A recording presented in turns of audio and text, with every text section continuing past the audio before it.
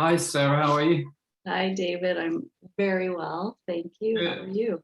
Good. Yeah, very well. Nice to see you again. And Great to see you. thanks very much for making the time to have this conversation. So, Thank you. yeah, it will be really interesting to hear how things have been for you. Yes, I'm excited to share that. So, would you like to just begin with your story, really, just from, well, as far back as you need to go, I guess? Oh,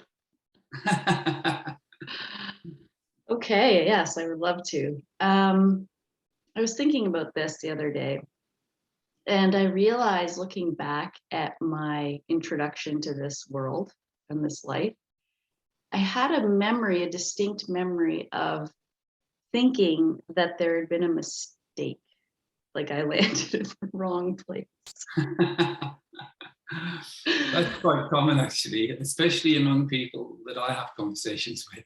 Yeah, because I was the youngest of four children, and I was also apparently a mistake. Like I wasn't a planned birth baby, and and I remember hearing that and coming in and looking around and noticing what was going on, the game that was being played in my Yes. family, and going, I no, I think this was a mistake. Yes, indeed. So that was really interesting looking back, remembering that. I'm very So distinct. that was from when you were really young, I guess. I guess, yeah. Mm. Hmm. It's quite interesting that when there's spiritual depth, the people in a way with spiritual potential seem to find themselves in the most challenging situations in the earlier part of their life, and it's almost to kind of distract us from what we've come here to do. Yes, exactly. So, without getting into too much detail, that's exactly what I was born into, was quite a bit of chaos and distraction. Mm. And I remember looking around and going and thinking to myself that it wasn't right. Like that Mm. part of my development assessed it as being not right Yes. and very chaotic. And as I grew older and through that home life, that situation, I remember looking at the extreme emotional responses and Yes. thinking, what's the purpose of emotion? Mm. And that question actually has stayed with me my whole life. What is the Mm. purpose of emotion? Yes. Yeah. Yeah. In a way, it seems like a level that's superimposed on our experience, which the main aspect of it seems to be to do with compromising our energy in some way. Yes, exactly. Seeing the peaks and the valleys and the explosiveness of it and what it does to the human Yes. in the extreme part of it, and then the calm that comes after. Just it's Mm. almost as if I observed this all along, going, well, this Yes. doesn't seem to make any sense because it Mm. seems to be cyclical and it seems to be a game. Yes. And it takes a lot out of everyone involved. So what's the purpose? Yes. Yeah, so I think that was what really drove my spiritual quest, was for sure my early experiences. Did you find that quite disturbing? Because, quite often when there's sensitivity, then it can be quite a challenge to try to integrate that. And sometimes we amend our behavior to try to absorb it in a way where it impacts on us least, really. Hmm. Yeah, I absolutely did. I found it very disturbing, and Mm. it was really hard, I think, for me to trust or feel safe or Mm. secure for quite a while. And I Mhm. think there was a natural protection mechanism or separation that emerged. Okay, well, Yeah. clearly I'm not safe. Clearly I'm alone because I don't think I belong here. And or there's definitely something wrong with me if I landed in this and this is what I'm Mm. supposed to fit in with, Mm. sort of thing. Yeah, that's fairly classic, really, where uh, the opportunity for realization, really, because it's as though we kind of parachute into the depths of the opposite polarity, really. And whether we do it as a challenge, we seem to do, because we are the infinite being, we seem to set some pretty big challenges for ourselves. And I think one of them is to parachute into a very dense experience. And I guess knowing, because we have infinite potential, we will be able to find a way out of it. And because we have an infinite amount of time on our hands, we don't mind how long it takes sometimes.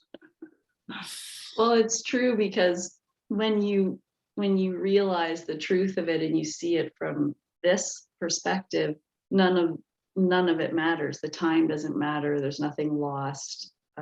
There was no being off course. None of that's true.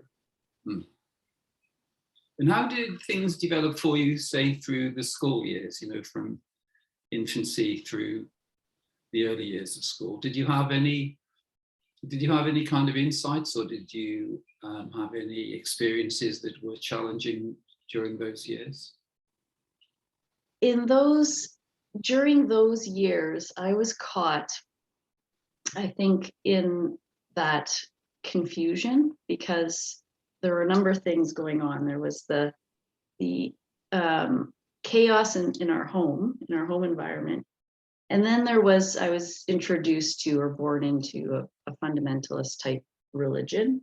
Yes. And it was very much fear-based. And it was a God of exclusion. We're all going to heaven, everyone's going to hell. And while there was something about the church that I loved, particularly the music, or just some of the beings there that were very much, that represented infinite love. Yes. The other part of it I really struggled with. So I wanted to, in a way, be connected to that love that I felt in, a few facets of it. But I was struggling with, how half of my family was going to heaven and the other half was going to hell, based on whether or not they had been baptized or something, which, as I got older, I came to the conclusion that was, to me and to my mind, that was ludicrous at that point. It's like, no, this is not true. This is not true for me. So I think that added a lot to the mix of my experience. Yeah. So did you have the experience of being affected by things like guilt or blame and those kind of things? Because quite often in religion, I know that's in the sort of British culture, really, where children are controlled by blame and shame and guilt and those sort of things. Yeah, absolutely. Absolutely. Everything was guilted and shamed. I think those were the teachings, basically, and particularly, around your judgment, around your level of faith and devotion, sexuality, all the topics of just even contributing to, if you think about adolescence, is already an interesting time of trying to develop confidence in one's own skin or identity or whatever it is that you're experiencing at that stage. And I found that even contributed more to the kind of gap between self-acceptance and being free to be who you are and to express yourself freely, that there was always this kind of watchful eye that was ready to judge what you were doing. So that was really, I think, added to the discomfort. Yeah, sure. In that period. Did you become rebellious at all? Well, I was just going to say, so I became rebellious. So I rebelled. Absolutely, I rebelled. And of course, that didn't make me feel any better. No.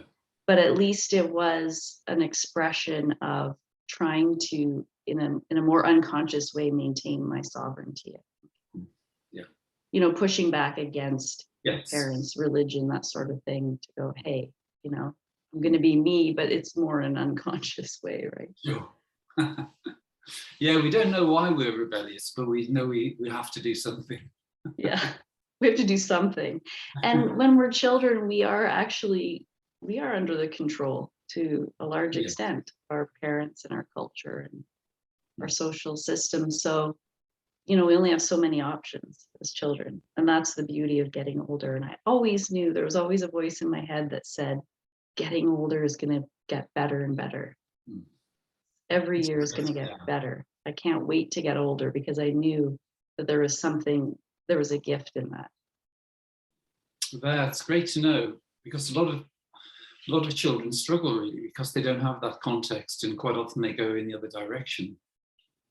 Yeah. So yeah, that's great though. Yeah. And then, so when did this kind of formal spiritual seeking start, would you say? How long after the rebellion? Well, I think I was 18 or 19, and I woke up one day and I went to my dad, whom I loved dearly and respected. And I looked at him in the eyes and I said, I'm sorry, and I'm back. Right. So whenever that was, that moment of maturing or realizing that, okay, I can stop the rebellion now and I can begin my journey. So it was around 18 or 19 when I started to actually explore. At that time, I would call it personal development. Mm-hmm. And how can I kind of have the best life possible, be the best version of me? Mm. Yeah. And what form did that take in those years? Well, in those years, it was mostly reading, I would say, reading books that attracted me. Yeah. And you know, I became a mother quite young. I got married and had children, 23, 24 years old. Yes. And I was wrapped up in the world of motherhood for a good 8 to 10 years when my kids were young, and I was, you know, devoted to being their, you know, almost full-time mother, almost. Yeah. And we're lucky to have that, actually, because that isn't the way we're steered these years. Well, these days we tend to be steered into working and, you know, not really being available for the children. So it's good that they had those years in that way. And I'm sure that's continued, actually, hasn't it? Yeah, yeah, it has. But that was a mission of mine. That was a life mission of mine, was to create a home, to have children and create the home that I didn't have. Right. So to be a mother that they could trust, that loved them, that was there for them, that was always a safe place, and to have a happy home. I needed to prove to myself that it was possible to have a happy home and a happy family. Yeah. That was the first critical step for me. Did any challenges come with that? Well, yes, of course. I mean, raising kids, there's you know, only a handful of things that can push our buttons more, if any at all. Sure. You know, I think the need for, because I had this orientation for needing safety, what comes with that is a need for control. Yes. And you can't control kids. No. And, you know, you can have things set up in an environment and the schedule and all those things, but that's not how it's going to go. No. No. You know, it might go that way 50% of the time or 70% of the time, but yes. So, and just by nature, I think I'm a very kind of organized, scheduled, routine person, and to make a whole family fit into that required, definitely, it brought me to my knees many times, where I had to let go and let life lead, but I didn't do that gracefully very often in those years. But it was an evolutionary time by the sound of things, so it was progressive in many ways. It was, and I loved being a mother so much, and I still do. It's one of my greatest joys. I loved being a mother so much, and it was such a drive and determination in me to have a happy family and happy children, Yes. that it was all worth it. I knew no matter how challenging it was, I knew every day that it was worth it. That's great. Yeah. Fantastic. So things have moved on a little bit from then in certain ways. Your children are older, and you have a career now as well, don't you? So because you're a therapist, and I didn't really do an introduction, because generally with these conversations, the whole of the conversation is a kind of introduction to the person. So it's quite nice to just let it flow in that way, really. Yeah. So could you just say a little bit about the way you transitioned from being a mom to your career? Yes. So when my marriage ended in 2011, that was a huge kind of unraveling for me, because my whole mission had been to have a happy, healthy family. And all of a sudden, my children were gone 50% of the time, and I didn't have my husband anymore. Yes.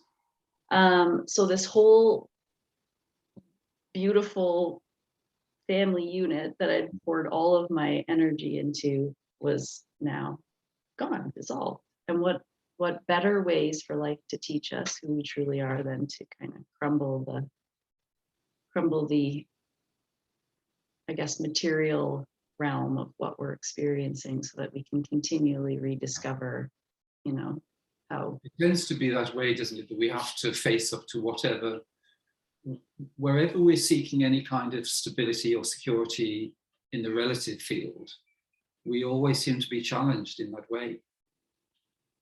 But you've obviously come through it very well, so you can tell us how you did that. Thank you for that. Was perfectly said. That's exactly it. All that security in there so was gone, in a sense. So I basically embarked on, well, not right away. It took a couple of years before I actually realized that something big was coming and I was ready for change. So I began a deep spiritual journey, probably in about 2014. At the time I was actually out working for a company, and my ex-husband and I decided collectively as a divorced family that we would move across the country from eastern side of Canada to the furthest point on the west coast of Canada. Right. This is a tiny little surf town called Tofino, British Columbia. Right. And we landed there, and I had no intention of staying there long term. It was just for, a time period, but it was where he wanted to be. So yes. Anyway, we went out with the kids, and I ended up in this place where there couldn't be less to do, and there couldn't be less distractions. Right. And it was, is that? Pardon me? For you and the children? Yes. Right. For all of us. Yes. And it's a surf town, and I don't surf. So, I mean, I've learned, but it's not something I wanted to go and do daily. So there I was in this remote location, beautiful, stunningly beautiful, and just kind of with a clean slate. But that was terrifying for me. Wow. It was terrifying, because all of those relative foundations were gone. Yeah. But it's a sign of commitment, really, from both you and your ex-husband, that you were willing to do that for the children, because quite often the animosity between the parents undermines that kind of possibility. So that must have had a really beneficial effect on the children, and you're close by, and both able to have that kind of input. But so that is quite a challenging few years for you. It was precisely that, very challenging few years. And the kids at that time would have said that it wasn't a good decision because they didn't want to leave. And my ex-husband and I faced some significant challenges when it was time for me to leave and the kids wanted to leave. So we went into some very intense kind of conflict for a period. Thankfully, came through all of that, and our relationship hasn't ever been stronger, more supportive, or mutually loving as co-parents and friends. But it just faced, again, talking about going all the way back, rewinding to sovereignty as a teenager. I was revisiting that when I didn't sense that I had my sovereignty to leave that place and begin my life, because I wouldn't go without my children. So all the challenges have shown up with absolute perfection, really. Yeah. Yeah, so there were different levels to it, really, which is quite often the way it works. We tend to have one challenge which comes along, and then we integrate that, and then there's something else which follows, which it's the human experience. It's not an easy ride sometimes, is it? Well, it isn't easy for anyone, really. Yeah. No, it was not. There was, I would say, there wasn't much that was easy about it. And I had a day that I think of often. I remember it when I lived there. And my kids had gone to school, or they were at their dad's, and I was alone in this rental condo. And I just remember sitting there looking out the window, and I just started crying. And I said out loud, I'm gonna cry just thinking of it, nothing is the way I want it to be. Nothing. Like nothing in my life. Everything about my life, every area of my life, other than I have 3 beautiful, healthy children. Nothing else. That was the only thing. Wow. I was like, well, that's something. It's all perspective, isn't it? Because I think a lot of people, I know my mum would probably think that she's kind of 99.9% there if the children are okay, because the whole identity is in the children. Right. Yes. So it is context, isn't it? But I know what you mean, that though, I think because where there's a spiritual motivation, there tends to be a kind of seeking. So with the seeking comes an idea for things to be progressive. So when those situations come along, there's a kind of reflection time. And I think that in time you see this life it's a kind of we're either experiencing a kind of inner or outer. It's almost like the way we breathe. There's the sort of inner and then the outer stroke. And I think with our lives, it's like that. We're conditioned to feel that when it's progressing in an outward way, so when we're successful and the world seems to be kind in a conventional way, that it's progressive. But actually, lots of the progress takes place on the inner stroke, when we have to be, when there has to be the integration of the sort of inner aspects. And so that's something we all have to face up to, I think, really. But it's I think with that sequence of events, it was obviously leading you to something, because most people, where there's self-realization, for quite a few years, there's a feeling of things like not belonging to the family, having challenges, and then for things not to be working out in the world either, because it's as though we're not in alignment with the way this world works. So we see other people around us who seem to be bumbling along very happily, and they don't seem to be very conscious, but their life seems to be really smooth. And we seem to be doing everything we can just to stay focused and for it to be, as uplifting and progressive as possible. But it's, it can be quite a tough ride, really. I love what you just said about the inner and the outer. I just had that discovery recently about realizing that I thought, I have all that I need. What I've been seeking my whole life is what I have now. Yes. And yet, like the trap that we all fall into, or the way it's designed, I was always measuring that by the outside, the material, the outside world. Yeah. And I thought, isn't that interesting? I've known that intellectually always, that there's those two polarities, or two different kind of perceptions. And it's like I said to you on our first call. It's like nothing matters anymore. It matters, but it doesn't matter. Yes. Yeah. In a way. And I think that's just the external and the internal. When the internal is aligned, then I don't know, as you talk about, you teach it so beautifully, the way the whole game is designed, or the whole kind of unfolding, what we're taught is actually the opposite of the way it really truly is, and in terms of effortless being. Yes. Yeah.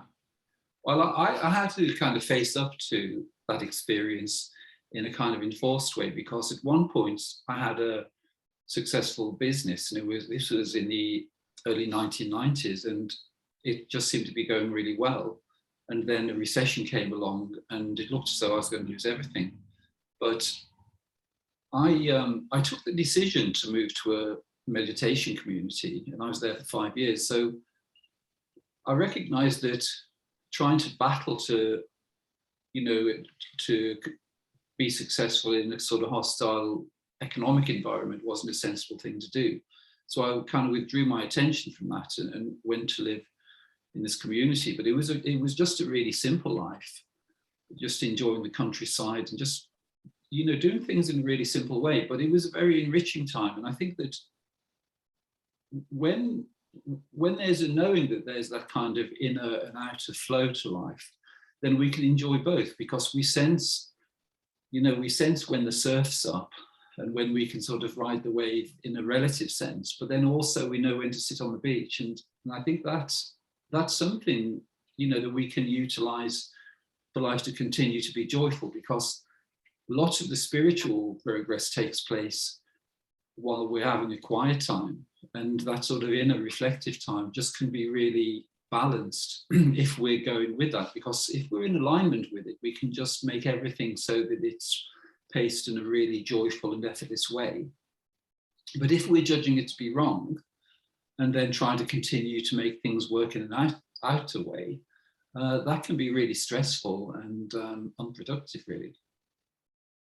And that's something that I've learned more recently. And actually, I would say over the last year, I have been developing a very deep comfort with the ebbs and flows. So when it's quiet, I'm content to be quiet, where before I may have been, like, oh, well, this is, I need to push harder. I need to do something. I need to act.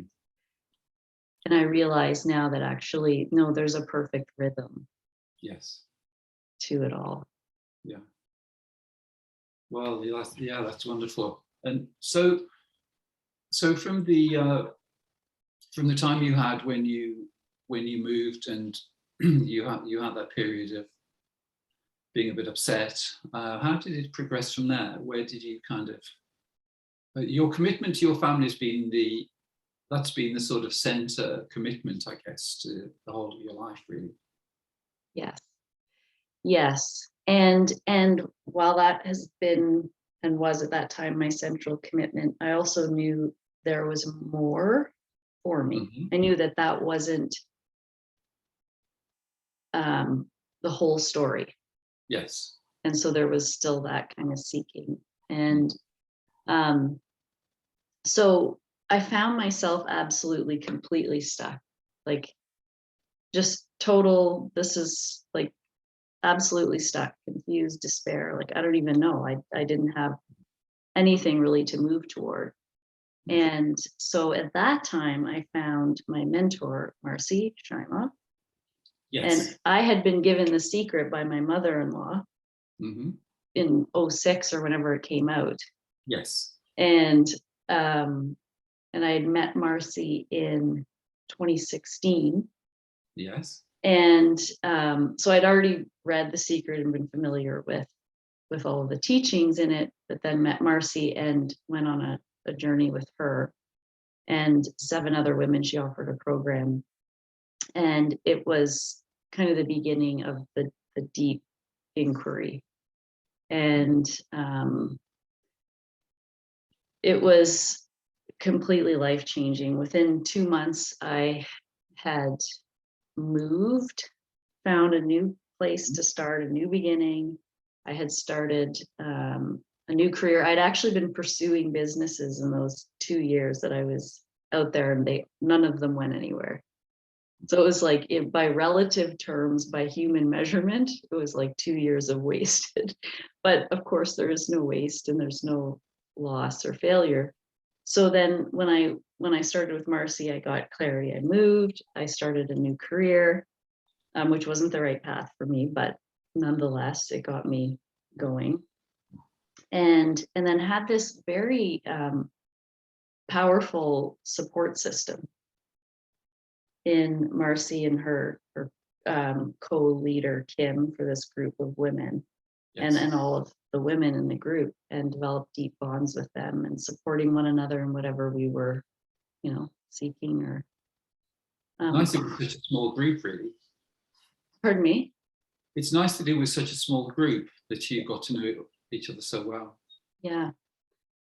Yeah, it was perfect. It was the perfect group, the perfect time. And so we were together for 10 months.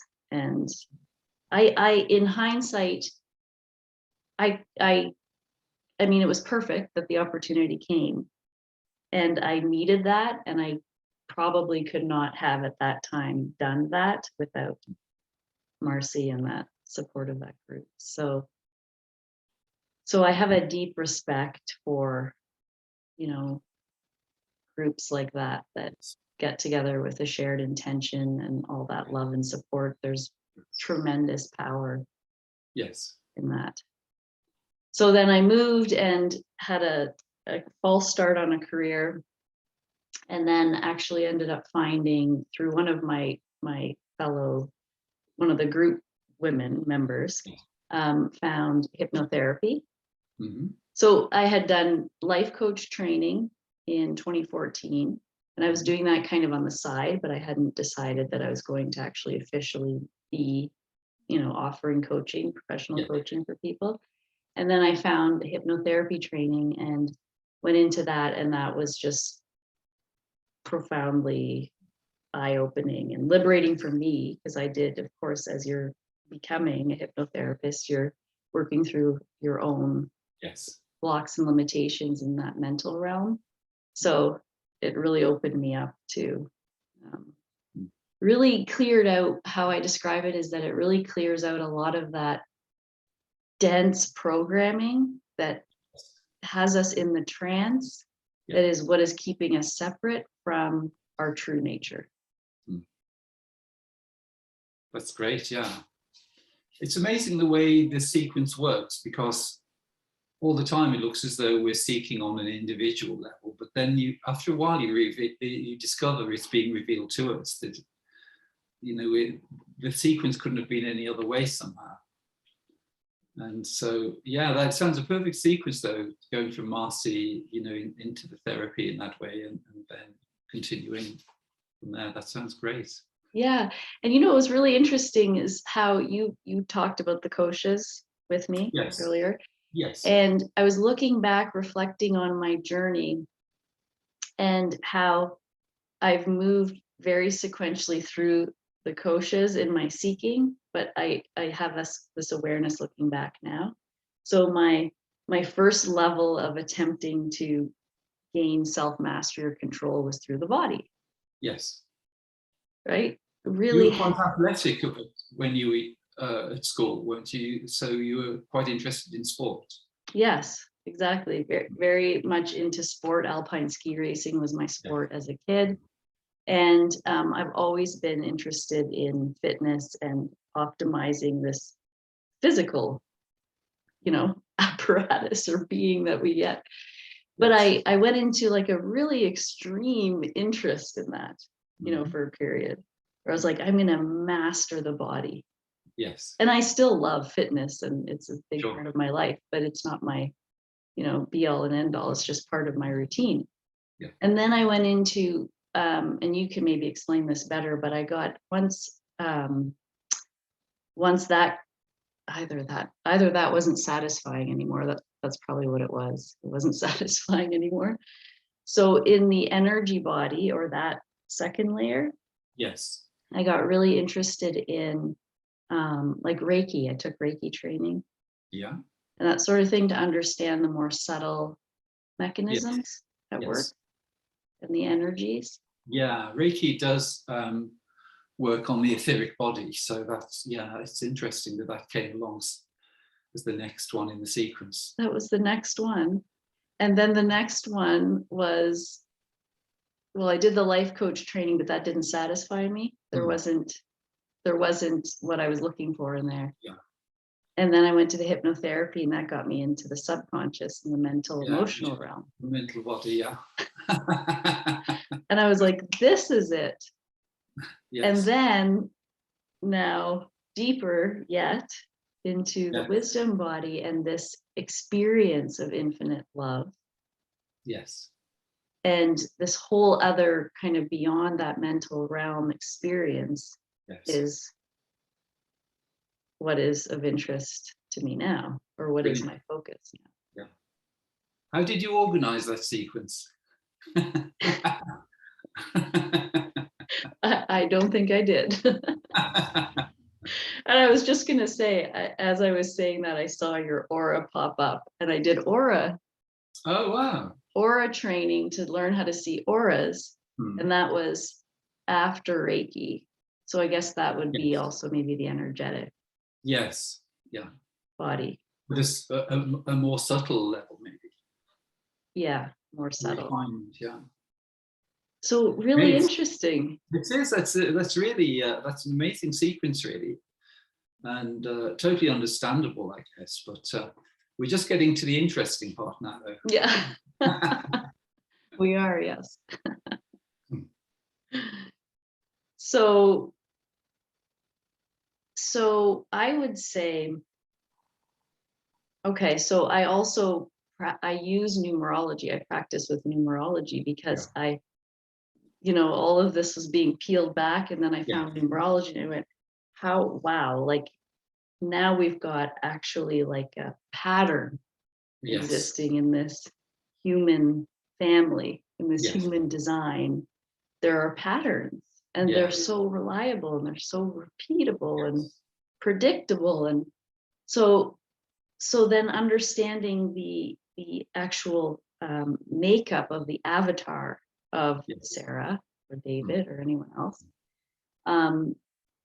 again, helped me go even deeper into Yes.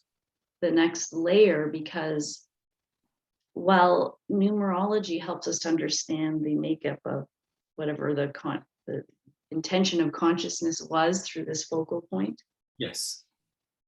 and that is readable from that sense, from through the numbers, it's still not the true nature. The true nature Right. lies even deeper Yes. than. Yeah. We can find out so much from numerology in terms of the physical world and the mental realms, really, and with things like astrology as well. Vedic astrology is, that's very much to do with numerology. But yeah, those structures become, they become accessible. So yeah, that's Which great. reveals, which was so exciting to me, because it reveals the divine design. Yes. Yes. Because then it's like, okay, there is a divine design here. There is a Yes. design. Yeah. And then what's the purpose of the design? What's my contribution? What's consciousness doing through me or through Yes. you? And also, you're right, like the material, the planetary realm, it reveals so much. Yes. Yeah. but going even deeper. Yeah. What exists even beyond that, which is, now, would you say numerology is an expression of the mental, physical, or a combination of the mental and physical realms? Yes, definitely. But those structures must exist between the mental, the etheric, and the physical, I guess. Yeah, they're very easy to see within the structures in terms of experience. Things like synchronicity and different things. So they must also relate to the body of wisdom. There must be structures within there which are also detectable. Yes. Mm. So how did things progress from numerology? What was the next step? So then the next step from numerology was actually, when I read The Greatest Secret last year, I thought, this is the perfect explanation of what I do. Like, I want all of my clients to read this book. This perfectly explains what's going on, and how the mental realm fits into all of this, and how it's influencing us, and how we actually evolve out of the trance of the mental programming. And for me, it actually blew open the experience of infinite love. Yes. It felt like that was the moment in which I touched that essence of infinite love. It's quite interesting because Marcy was interviewed by El Dwoskin in the Greatest Secret series a few months ago. So it's funny how these things, they sort of unfold in a sequence, and then we sometimes touch back on elements from earlier on, really. So yeah, but that's so that was really the introduction to non-duality, was it, through Rhonda's book? Yeah, I think it was, I had been hearing of and learning about non-duality for years. Yes. But until you are ready, it doesn't, right? There isn't. Register. Yeah. So there was all of a sudden an awakening that happened in me where I began to understand it, but again, still not experiencing it. Mm-hmm.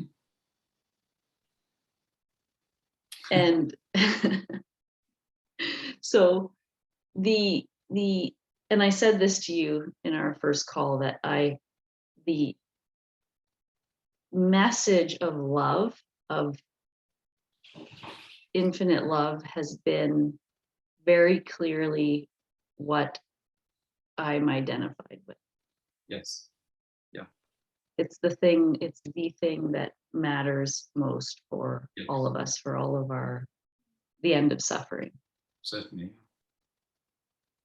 And talking to you and the experience of, I don't even want to put words to it. Maybe you can explain what happens in that realization, but everything has changed since then. My whole perception it's like a switch.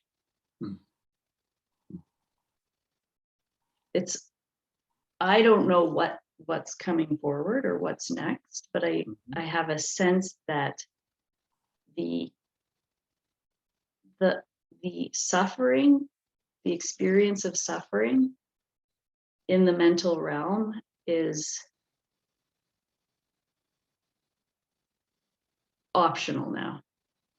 Like, I would have to accept the invitation.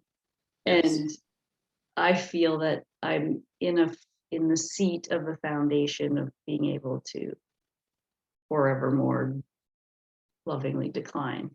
Yes. Wonderful. Yeah.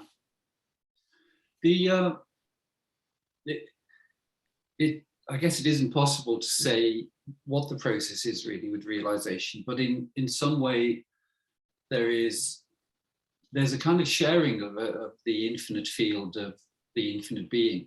And in a conversation, what I found is in one-to-one conversations, then there can be a kind of sharing of that field, because where there's the experience and the direct knowing of unity. So when we're experiencing as a unified ocean of beingness, so it's where there is just this open space within which all things appear.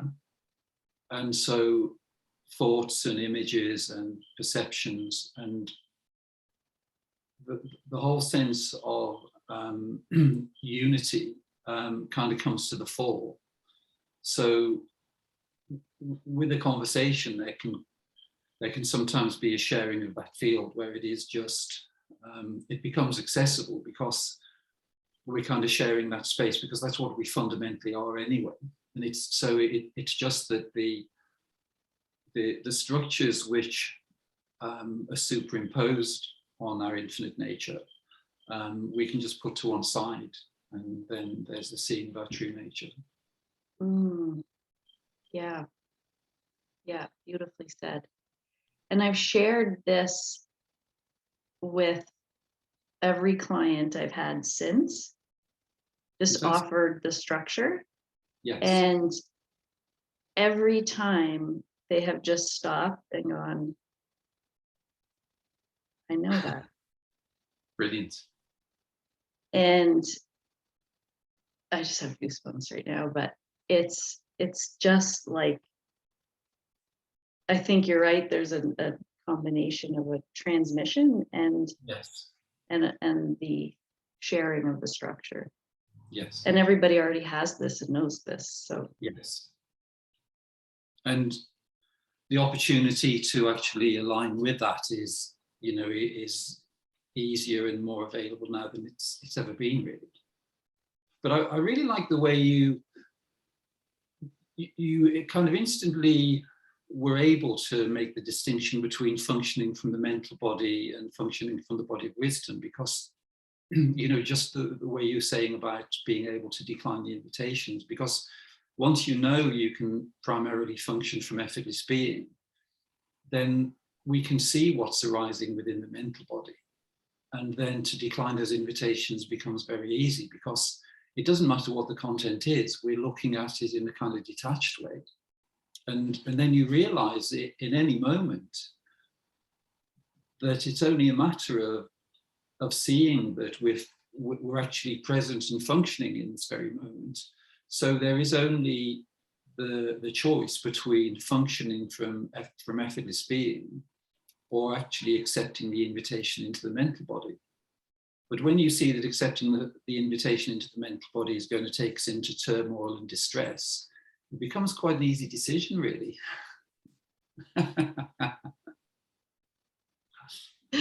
Right, exactly. It's right. And I think these stages that we just talked about that I went through, for example, helped me to, and helps other people who also explore these options, helps you to see what was actually going on there in the mental realm. Yeah. And to develop enough perspective. Yes. Enough of an ability to be the observer, rather than in the gaze. Yeah. And also consenting to, the idea that we're actually carrying something that we need to discharge or let go of or something, because that's also on the level of consent. We can, and belief is a form of consent in a way, because if we subscribe to a particular kind of teaching which is based on the idea that we're imperfect, or we have karma to deal with, or we have all of this stuff to process, believing in that is a form of consent. So it creates this momentum where we have these experiences to deal with, because as we are the infinite being, then our potentiality is sort of projected through different filters. And if we put a filter there which is saying, oh, I've got these things to experience, the infinite being says, well, here you are then. Yeah. Have some of this. Okay. if you must. Yeah. So it's in the way the infinite being is revealing itself to itself, it's actually revealing itself, revealing itself in more and more simple ways. So it's amazing that just in the few weeks since we spoke, that firstly the clarity has come for you to be able to see that in terms of realization of your true infinite nature, but also almost instantly being able to share that with others. That's amazing. Mm-hmm. And you can see the sequence of everything really, that you've been kind of set up in a way by the infinite being, because it's taken you through this sequence of experiences and through the koshas in that, in that sequential way. But it's everything that appeared to be a form of learning and seeking for Sara was a kind of training course that maybe you didn't even realize you were on, which was establishing all the knowledge and abilities you need to be able to share this knowledge with other people, so that you can relate to them in different ways. You can relate to them on the physical, on the etheric, on the mental, and in terms of realization as well. So it's amazing, really. Yeah. It's been a perfect training school. Yeah. And I also want to mention that, thank you, that the Sedona method is another brilliant tool that I use. I'm not, officially trained by them, but I've studied the book extensively in their work, and done courses. So that is another, way of transcending the mental realm and the trance of it again. So I just did want to add that, because I find that's very powerful and works very rapidly. And also I think it's, it is worth mentioning that sometimes when there are layers of programming or layers, where we've kind of consented to certain limitations, that there are different methods that can be applicable in doing that. So although I say there is this direct way that we can just process everything in this moment, where it comes to a simple decision between functioning from effortless being and then being aware of the arising of the invitations in the mental body and declining,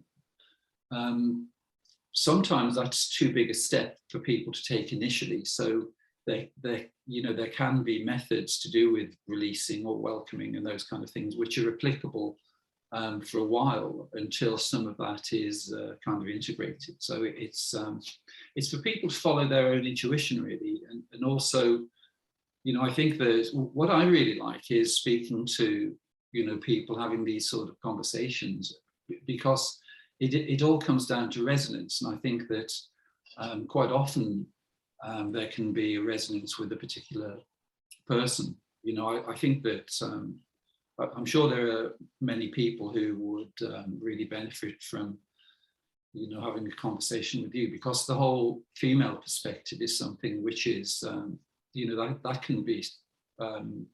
can be sometimes better kind of dealt with when it's female to female, and so it's brilliant. I'm glad you're helping out. Thank you for helping out at such a large scale and with such power, because to have one conversation with you and to have the experience that I've had, it's the power in that is stunningly beautiful. So and yet, one conversation for me, but a lifetime for you of discovering and living from your true nature, right? Yeah, well, thank you for that, Sarah. The nice thing in a way is that we can't take credit for anything, because everything it's the infinite self revealing itself to itself. So I think being an aspect of functioning from effortless being is kind of being available. So it isn't that there's anything really going on a personal level. Everything of value is really going on the level of the infinite being, and So, but yeah, it is an amazing opportunity, really, and it's it must be like a movie, really, because it's we seem to have shown up when it just gets really interesting. Well, yes, and this is an interesting time. Yes, definitely. But I'm glad we weren't there when we had to be in the monasteries wearing hair shirts and, doing. Oh, believe me, at one point in my life, I was praying for the monastery. I thought that would be a lot better than being out here trying to figure this out, right? Yeah. Yes. That's brilliant, Sarah. So how do you feel? I guess you're already kind of in alignment, and it's as though the structures that are already there, because the therapy that you're offering is it's along the right lines anyway in terms of realization. But I guess people will be able to benefit from things in a much deeper way with your realization, being able to share that, and also because on a practical level, it isn't just to do with gaining realization; it's to do with the practicality of functioning from effortless being, and learning how to decline the invitations into the mental body, and how to see the simplicity of that. And the perfection is that I just know for certain that infinite intelligence will guide, and sounds it already has been guiding exactly the right people to you where they're ready to hear that. So it's just amazing in that way, the way it happens, because there isn't anything that we can do to kind of facilitate that, but only the people who are ready sort of show up. So that's amazing. And I love how you just took such a big kind of esoteric type idea and talked about it being practical, because it is practical to realize your true nature. Yes. Because it's perfectly impractical to not. Yes, exactly. Yeah. Yeah, that's amazing. Yeah. There's only one rational choice, right? Yes. To live from our true nature. And yes, I love that can actually be revealed in a conversation. We can use the tools, we can use the methods, but we don't have to. And it depends on where someone is at. Yeah. Yes. But it's amazing. It's an amazing gift to offer, and it's wonderful that you're able to offer that gift, to your clients, and that's something which it's the foundation of everything, really, because quite often people believe that realization is the end of all kind of refinement, but in a way it's the solid foundation for the maximum kind of refinement. So it becomes the foundation for infinite possibilities, really. Yes, beautifully said. Well said. Yes. And as you taught me, allowing that foundation to inform a fully open-hearted experience of the person. Yes. Because at first I thought, well, how do you live in the impersonal and also still have the personal experience? How do you integrate both? And I'm seeing that it actually allows that. Yes. It seems paradoxical, doesn't it? Because it seems that if we're functioning from impersonal being, that things like love or compassion or those higher elements wouldn't be detectable. But the truth is that the functioning from the infinite being, functioning from effortless being, is something which permits everything without any compromise, because it's just the purity of the love, the purity of the compassion, with no agenda, really. Because when we're functioning from the mind, then there can be these little agendas, to do with, trying to push things in a particular direction. But because effortless being and impersonal being remains neutral, then the whole experience remains neutral in that sense. So but it's totally paradoxical. It's quite difficult to explain that one, really. Yeah. Like the more you explain it, it can become confusing, but exactly, you're right. Yeah. I had that. Go ahead. Sorry, no. Well, really, just as we try to explain the impersonal and then relating it to the personal, you can only kind of explain the two in an independent way, really. But they do integrate in terms of the way we can experience them. Yeah. And then it's really enriching because it's the paradox between the total stability and knowing and living from our infinite eternal nature, and then the poignancy of the human experience.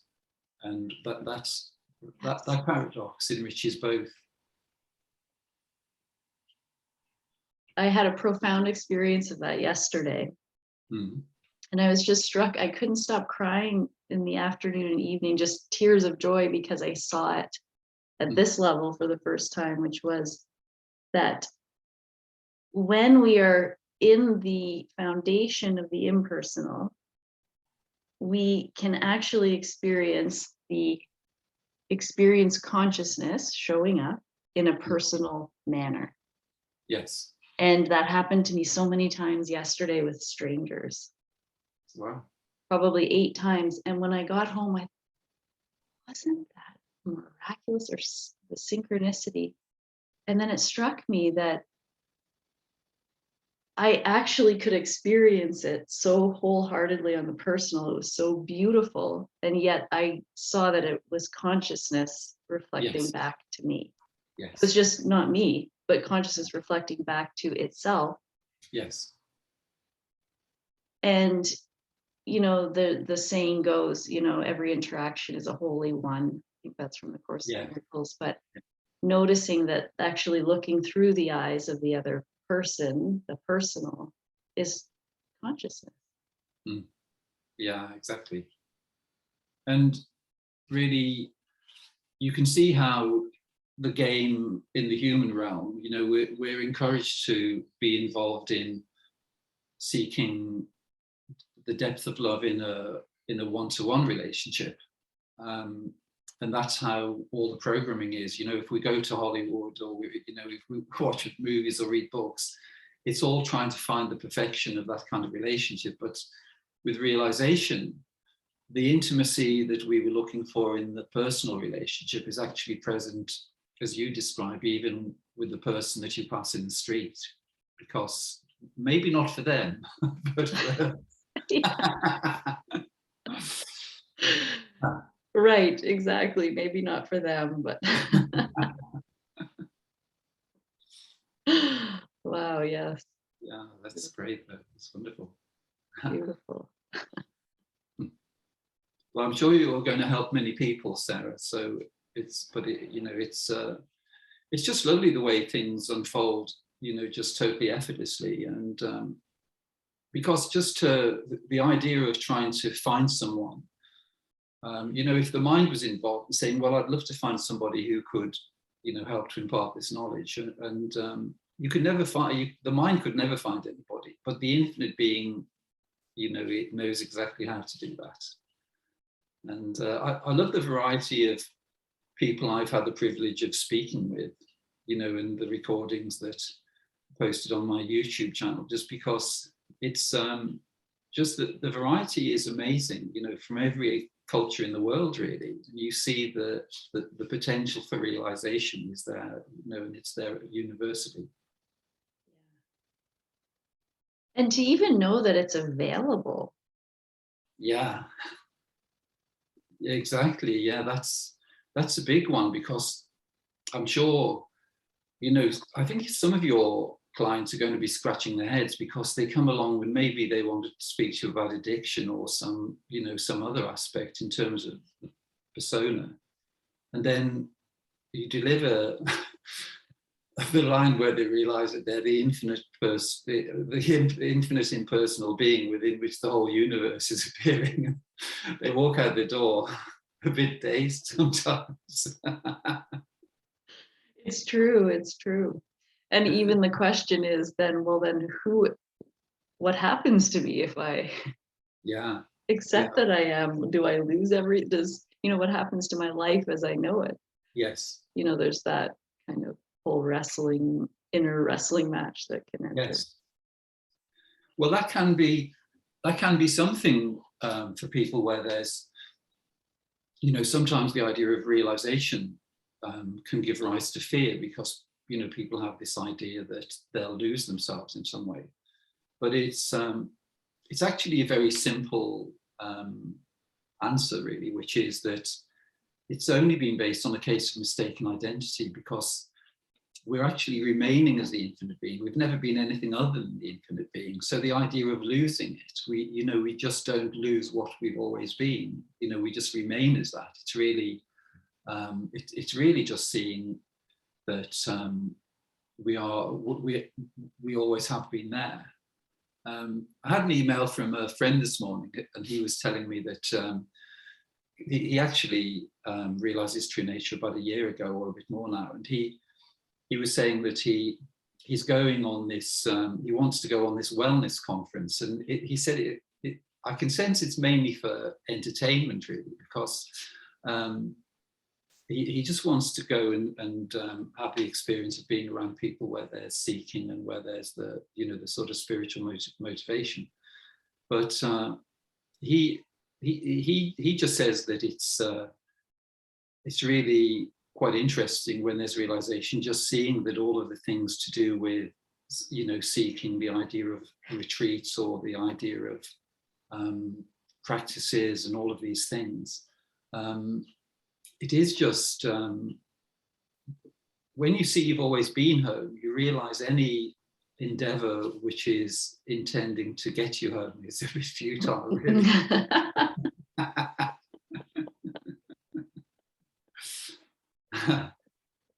That's funny. Yes.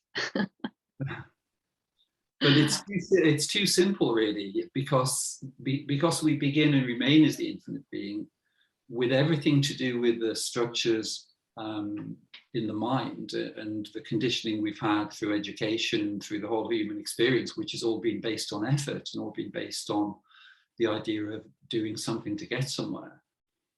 The sort of unwinding of those structures sometimes just takes a little time, really. Yeah. It's funny because I've had teachers or people that have done sessions with me, in the past, years and years ago, and they would always say, you just need to give up the struggle. You've got struggle energetically, you're in a struggle. And I was like, how can I will, yes, I would love to give up this, wouldn't I? Wouldn't we all love to give up the struggle? Yes. But I was, constantly given that message over and over again. And yes, it's just whatever path leads you to understanding or finding your true nature. But so much of it is, yes, there is a straighter line, but who's to say that my line could have been any straighter? I don't know. Yeah. Right. Feels perfect to me.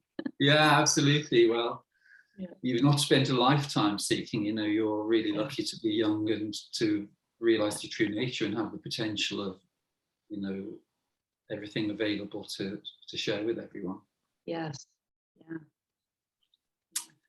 Well, Sarah, it's been lovely having a chat with you. I'm sure lots of people are going to benefit from this conversation, and hopefully some people will be resonating with your version of things and want to have a conversation, and you'll be revealing their true nature to them. What an honor that would be. Thank you so much, David. This was a joy. Thanks to you. Thanks, Sarah. You're so welcome. Thank you. Okay, I'll see you soon. Brilliant. Thanks. Okay. Bye-bye. Thank you. Bye-bye.